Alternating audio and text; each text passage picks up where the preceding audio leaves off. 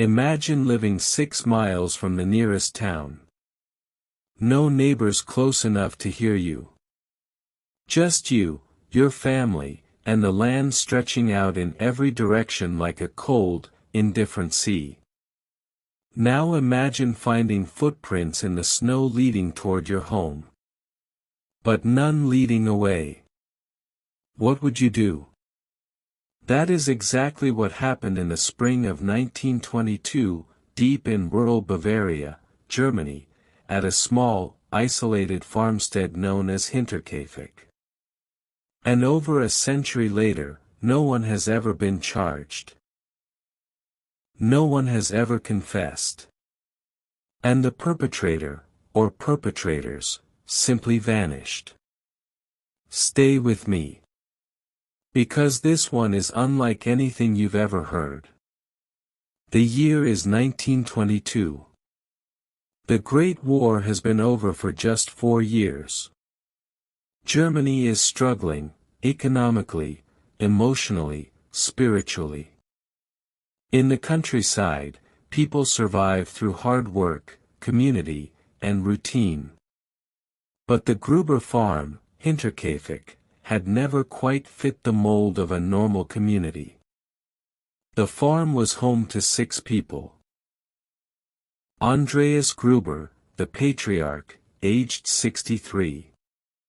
His wife, Kazilia, 72. Their widowed daughter, Victoria Gabriel, 35. Victoria's 2 children, a young girl also named Kazilia, just 7 years old, and an infant boy named Joseph, only 2. And finally, the family's newly hired maid, Maria Baumgartner, 44, who had arrived at the farm just the day before the events occurred. She had been there for 1 single day. Can you imagine arriving at a new job, full of hope, just settling in? And that being the last thing you ever do? Andreas Gruber was known in the village as a difficult, domineering man. Secretive. Proud. Not someone you'd want to cross. But the real whisper in the village, the gossip that people passed around behind closed hands, was about Victoria. Her husband had died in the war. And her infant son, Joseph, well, the rumor was that Joseph's father wasn't the deceased husband at all. There were complicated family histories and legal matters that had reached the attention of local authorities years earlier, adding another layer of mystery to the Gruber story. The family carried this darkness with them into that isolated farmhouse, day after day, season after season. And whatever happened inside those walls stayed inside those walls. Now here is where the story starts to feel like something out of a nightmare. In the days leading up to the tragedy, Andreas Gruber noticed something wrong. A newspaper was found near the farm, one that no one in the family had ordered. Someone had left it there. Someone had been on their property. Then he noticed that a lock on the family's home had been broken. From the outside. And perhaps most chilling of all, Andreas found footprints in the snow. Tracks leading from the edge of the surrounding forest, across the field, and straight up to the farmhouse. But there were no tracks leading back. Whoever made those footprints had walked toward the house and had simply stayed. The strange part is, he already knew something wasn't right. He saw the footprints.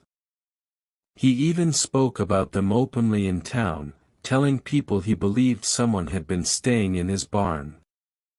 And there's something else. The previous maid, the one who had worked at the farm before Maria Baumgartner, had quit months earlier. She refused to say exactly why. But those who knew her said she was terrified.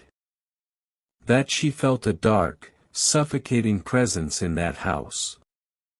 That something was deeply, horribly wrong at Hinterkaifeck. She had tried to warn people, in her way.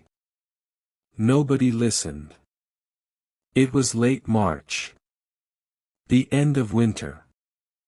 The Bavarian countryside was caught between the dying cold and the first, fragile hints of spring. On the night of March 31, 1922, something came for the Gruber family. Investigators believe the attack began in the barn. Andreas Gruber was likely lured out there first.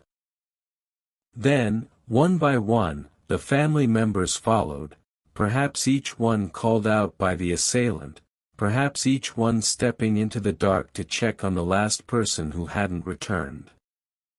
The family members were tragically killed that night, including the children, the maid, and the infant. The circumstances left the village stunned and puzzled. Whoever was responsible knew the farm inside out. This wasn't random. Someone had been watching, learning every detail before acting. Here is the part that makes this story almost impossible to believe.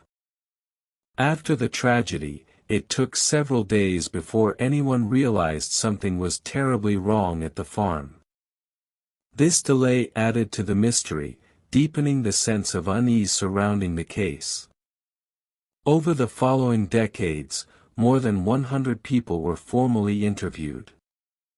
Investigators collected an enormous amount of testimony, evidence, and theory. And yet, the case was never solved. However, the investigation primarily centered on three names. 1. Lorenz Schlittenbauer, the suspicious neighbor.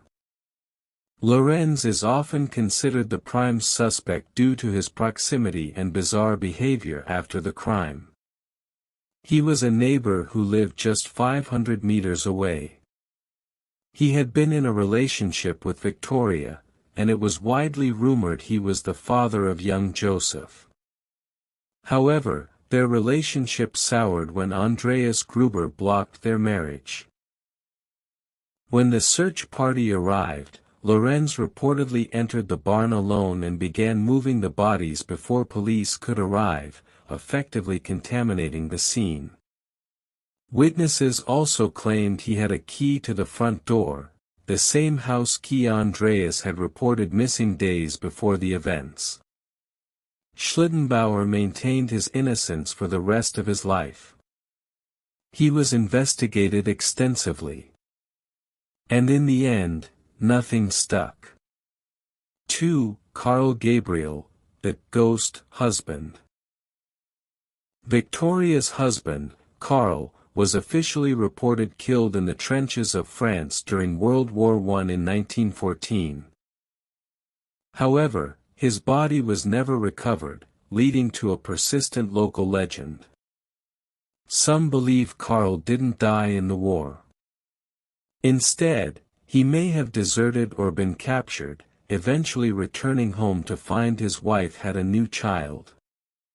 After World War II, several German POWs returning from Soviet camps claimed they had met a German-speaking officer who admitted responsibility for Hinterkaifeck. While these accounts were never verified, they fueled the idea that Carl may have survived the First War and vanished into the East. Military records strongly suggested he died in 1914. Later investigations found no solid evidence he survived. 3. Paul Mueller, the American Link. In recent years, some researchers have pointed to a man named Paul Mueller, a suspected serial killer active in the United States and Europe around that time. Mueller was known for using a farm tool to attack isolated families before leaving the scene, a pattern that matched the Hinterkaifeck case, though there is no definitive proof he was in Bavaria in 1922. The Hinterkaifeck farm was demolished in 1923. The land was cleared. As if the people of Bavaria hoped that by erasing the physical place, they might erase what had happened there. They were wrong. The case has never been officially closed. In 2007, students from the Police Academy of Bavaria took it on as a cold case exercise, re-examining all available evidence with modern investigative techniques. Their conclusion: unknown. The culprit was never identified. The case remains open to this day. The Hinterkaifeck murders are more than a story of tragedy, they are a puzzle that defies explanation. Did someone close to the family betray them? Was it a wandering criminal? Or something else entirely? Let us know your theories in the comments below. If you found this deep dive meaningful, please give the video a like and subscribe with the bell on. It really helps keep these stories alive and bring more cases like this to light. And don't go just yet, I've placed one other case on the screen that I think you'll find just as haunting. I'll see you over there.